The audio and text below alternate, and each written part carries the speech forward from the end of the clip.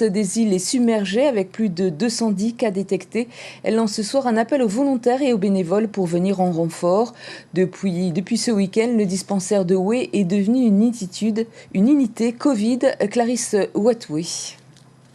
Le dispensaire de Houé vient de connaître son premier décès lié au Covid. Une personne âgée de 89 ans avec de lourds antécédents médicaux.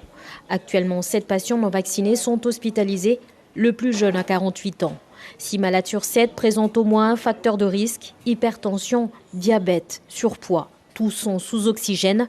Des patients qui en temps normal auraient pu être évasés, mais le service de réanimation du Medipôle étant saturé, il faut répondre à un certain nombre de critères pour être admis.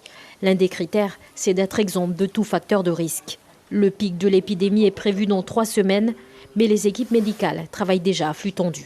Depuis le week-end, on a mis 2 médecins d'astreinte, parce qu'à un médecin, vu la gravité des cas, c'était impossible à gérer. Et les infirmières, on ne peut pas les dédoubler pour l'instant et on attend avec impatience la réserve parce que du coup, si on augmente le nombre de patients graves, une infirmière seule ne peut pas gérer tout ça. La vaccination reste la solution pour éviter les formes graves de la maladie, martèle le personnel médical. Dim Saipo, aide-soignant au sein du dispensaire de Houé, insiste sur le respect des gestes barrières. Aujourd'hui, je m'occupe de quelqu'un qui va certainement nous quitter. C'est très dur pour nous de nous occuper de la personne, tout en sachant que dehors, pas à l'intérieur, dehors de l'établissement, il y a des familles qui ne peuvent même pas dire au revoir à leurs proches. Du coup, comment protéger nos proches? Restez chez vous. C'est pour faire face à cette crise sanitaire qu'Antoine Barneau, vétérinaire à la province des Îles, s'est engagé. Depuis 3 semaines, il participe activement à l'opération Vaxitrib.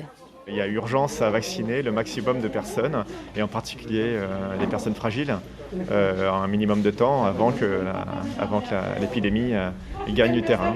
Donc voilà, c'est une course contre la montre, hein, c'est évident.